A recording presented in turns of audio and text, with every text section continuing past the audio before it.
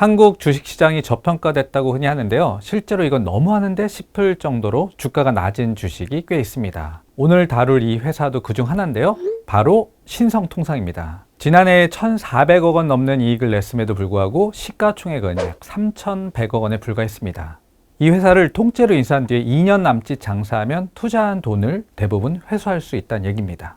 배당 가능한 재원이 이익 잉여금만도 3,000억 원이 넘어요. 그럼 주식을 사는 게 합리적인 의사결정인데요. 너무 주가가 싸니까요. 그런데 그 결정을 투자자가 한 게 아니라 대주주가 했습니다. 소액주주들에게 주식을 싸게 거의 헐값에 넘기라고 한 겁니다.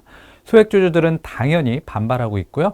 그럼 주식을 안 넘기고 오를 때까지 가지고 있는 전략, 바이 앤드 홀드란 선택지가 남는데요. 대주주가 이 선택지도 없앴습니다. 주식 다 걷어들여서 자발적으로 상장 폐지를 하기로 했기 때문입니다. 소액주주 입장에선 통탄할 노릇이죠. 한국 주식을 국장이라고 흔히 표현하는데요. 이래서 국장 투자는 바보 같은 짓이란 말이 또 한 번 나오고 있습니다.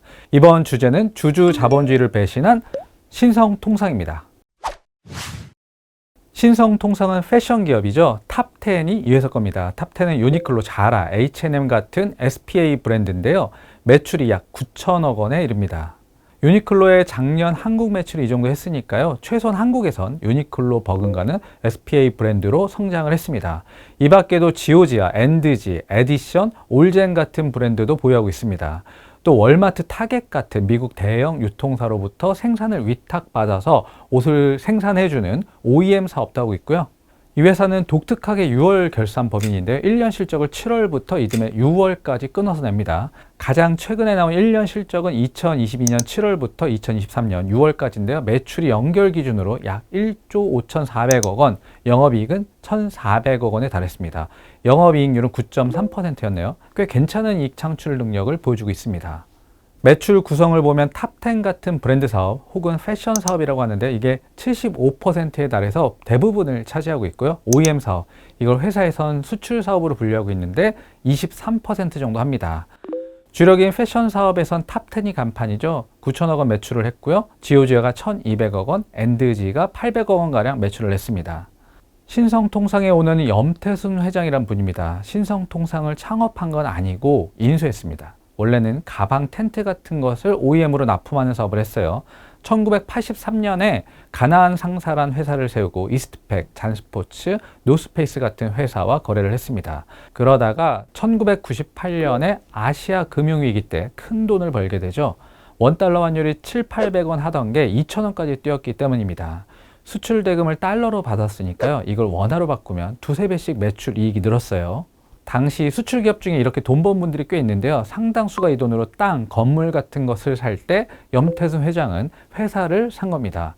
2002년이었어요. 원래 대우그룹 소속이었다가 법정 관리에 들어간 신성통상을 924억 원에 가나안 상사를 통해서 인수했습니다. 지금의 신성통상을 만든 거 크게 두 번의 기회가 있었기 때문인데요. 우선 평창 올림픽이 있었어요.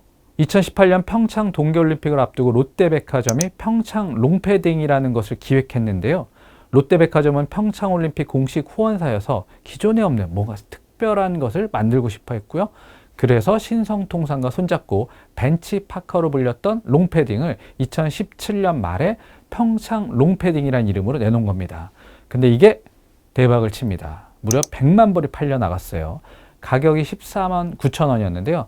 가성비가 좋았고 당시 롱패딩이 유행이기도 했으니까요. 또 다른 하나는 2019년 노재팬 캠페인이었어요. 구구 성향인 일본의 아베 신조 총리가 한국에 수출 통제 조치를 하면서 촉발됐죠. 이때 일본 제품 불매운동이 거세게 불었는데요. 유니클로도 타깃이었습니다. 유니클로는 노재팬 직전에 한국에서만 연간 1조 3천억 원의 매출을 거뒀는데요. 노재팬 이후엔 6천억 원대로 반토막이 났습니다. 이 틈에 치고 올라선 게 탑10이었어요. 탑10은 염태순 회장이 한국의 유니클로로 만들겠다면서 2012년에 내놓은 브랜드 혹은 매장인데요. 노재팬 이전까지만 해도 굉장히 힘들었습니다. SPA 브랜드의 핵심이 가격이 낮고 품질은 좋아야 하는 건데요. 이걸 구현하기 위해서 어느 정도 볼륨, 그러니까 판매량이 나와야 가능하죠. 규모의 경제가 일단 돼야 하는 겁니다. 그런데 신생 브랜드인 탑10이 품질과 가격을 유니클로와 비슷하게 하는 건 사실상 불가능했습니다. 결국 밑지고 팔아야 했고요. 초기 몇 년간은 적자를 보면서 옷을 팔았어요. 그런데 노재팬이 터지면서 물량이 확 늘어나니까 수익성이 급격히 좋아진 겁니다. 신성통상의 실적은 노제팬 이후에 급격히 좋아졌는데요. 2020년에 매출 1조 원을 처음 넘겼고 2023년엔 1조 5천억 원도 뛰어넘습니다. 영업이익은 2022년에 처음 1,000억 원을 넘겼고요. 2018년에 100억 원대였는데 불과 4년 만에 100억 원대에서 1,000억 원대로 성장을 했어요.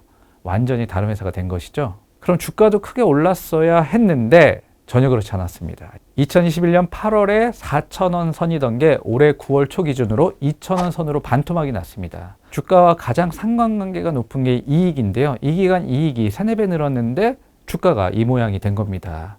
모기업인 가나안 등등의 지분이 77.9%로 상장사 치곤 대주주 지분이 높아서 유통 물량이 너무 없기도 했고요. 회사 측도 주가를 올리기 위해서 큰 노력을 안 한 측면이 있죠.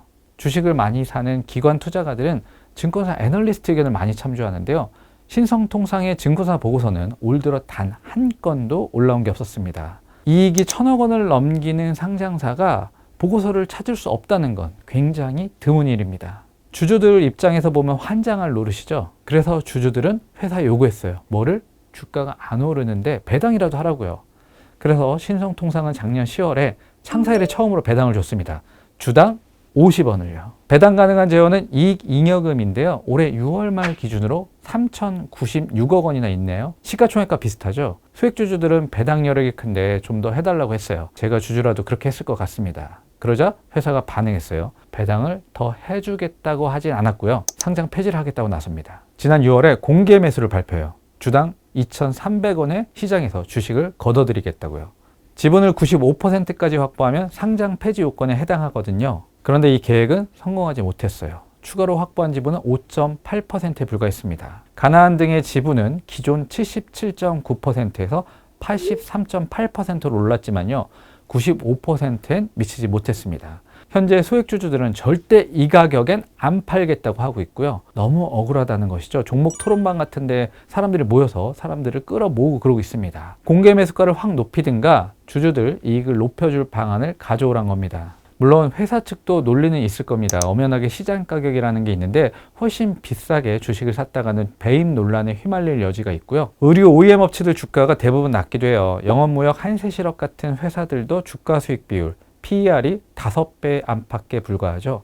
코스피 지수 기준으로 했을 때 10배의 절반 수준에 불과합니다.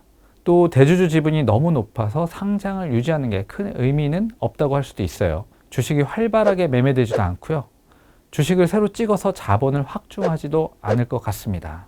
그럼에도 불구하고 신성통상의 이번 공개 매수, 상장 폐지 결정은 많은 아쉬움을 남깁니다. 소액주주들 권익을 보호하면서 대주주도 좋은 묘안을 내놓을지 눈여겨보시죠.